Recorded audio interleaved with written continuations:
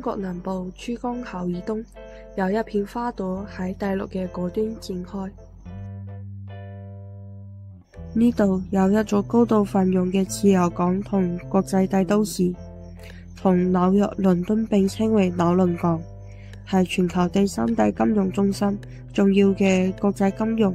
貿易、航運中心同國際創新科技中心，亦都係全球最自由經濟體同最具競爭力城市之一，喺世界享負極高聲譽，被評為世界一線城市第3位。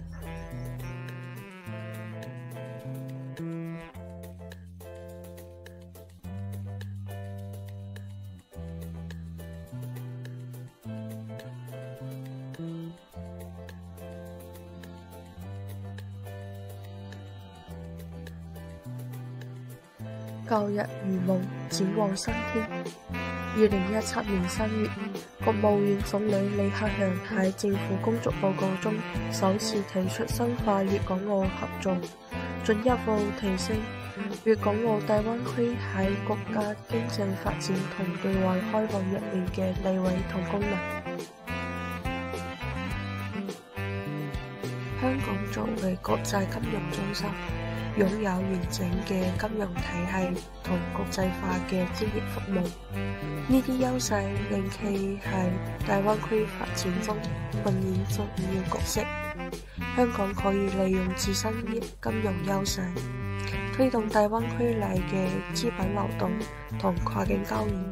通過融入國家發展大局，香港唔單止喺經濟上受益，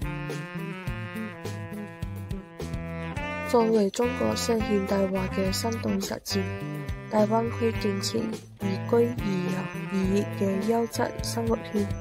有力促進咗三地居民新相融。總書記所期待嘅吸引更多港澳青少年嚟內地學習、就業、生活，促進粵港澳青年廣泛交往、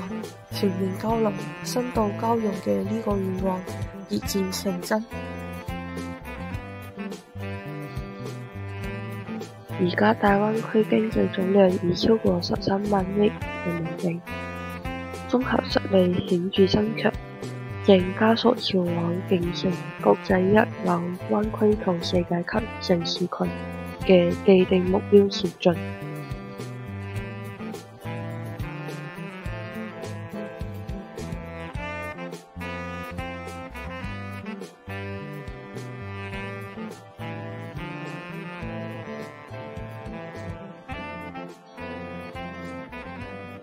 經過5年蝶變，粵港澳大灣區逐育成器，氣象萬千。香港作為其中重要動力，凝注住人民嘅期盼同願望，隨住國際大勢穩步向前行，駛向未來。